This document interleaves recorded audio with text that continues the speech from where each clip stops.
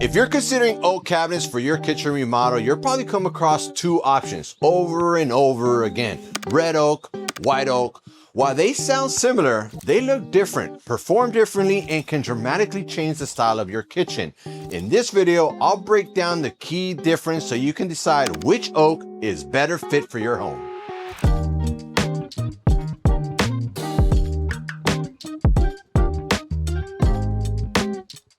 All right, so let's get into this debate. What's the difference between red oak and white oak? So the quick biggest difference that you can see right now is that red oak has a reddish tone to it, hence the name red oak.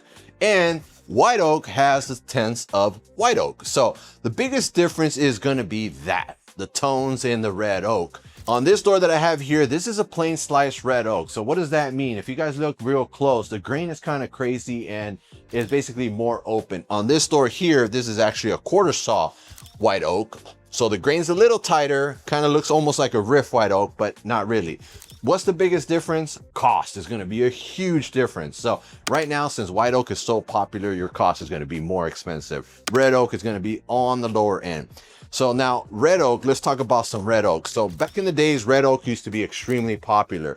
You probably see it back in the 90s. Your parents' house used to have that nice goldish kind of color on red oak. Very popular back in the days just because the grain would jump out. Any stain you put on here, the grain would jump out. That's how you know it was red oak. That grain just kind of jumps out and gets right in front of your face.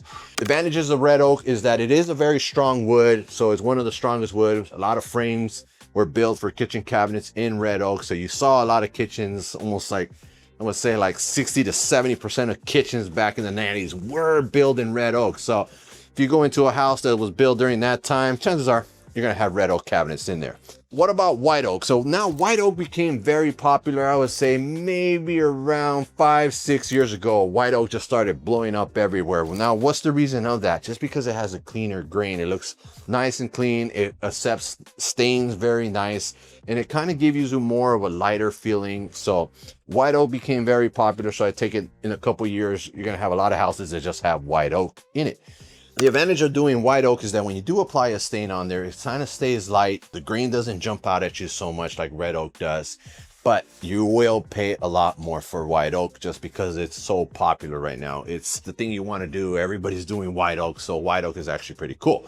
So here's one of the most popular doors that we're seeing right now is a slim shaker on a white oak. Everywhere you see, you're going to see a kitchen that has this. Every showroom you go will probably have this on display just because it's very popular. You probably won't see that much of this on display, but let's say you do love the oak. Now, what do I recommend you do? Either you do a natural, something like this, or what I'm starting to see a lot is that people are painting this.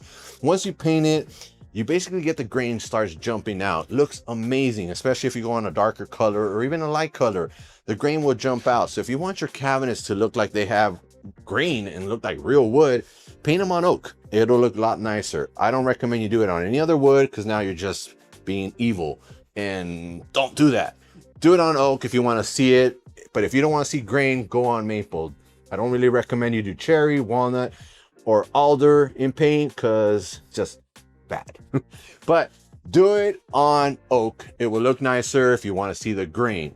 Choosing the right wood species is important, but it's just one piece of the cabinet decision-making process. My ultimate kitchen cabinet renovation guide walks you through what to expect at every budget level, from $5,000 to $50,000, so you can make smart decisions that fit both your style and your wallet. You'll find the link down in the description. Let me show you some more white oak. So this is another white oak that's very popular, kind of a slab look, very European style inspired, very popular at the moment. Something like this is what you're going to start seeing a lot in kitchens. You'll probably see them in magazines. You're probably going to see it all over the place you go. If you're looking for your kitchens, you're going to see white oak. Let's have some fun now. So today I have a red oak sample, raw. Doesn't look so reddish right here. It kind of looks a little light. And I have a rift white oak sample raw as well. So what I want to showcase to you guys today is what it does when we start applying a stain to it. That way you know what it really does. So as soon as I apply a stain on this, or I'm applying just a clear coat on this, you're gonna see how the grain just kind of jumps out at you. That's how you're gonna know the difference between. A lot of people sometimes have a hard time determining which is the difference. What I do is I'll basically grab a little bit of water, put it on here and let them see them naturally see what happens to the wood. So for today, we're just gonna add some Danish oil on here just because I like Danish oil, and it kind of gives us a nice little quick look at it. So let's see what the difference, kind of what it does. So on red oak, what you start seeing on red oak is that the redness starts coming out. You start seeing the grain kind of jump out. So on red oak, you see this nice kind of look to it. So if you want to do a natural and you still want to see that nice grain, red oak will give it to you.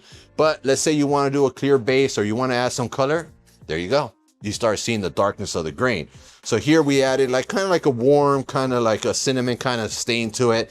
And what does it do? Automatically, the grain automatically gets darker. The wood would accept it one color, the grain will grab it more. Why is that? Because oak is very porous, and oak basically sucks the stain into the wood, and then you start getting the grain, which doesn't grab so much, so it gets a little darker.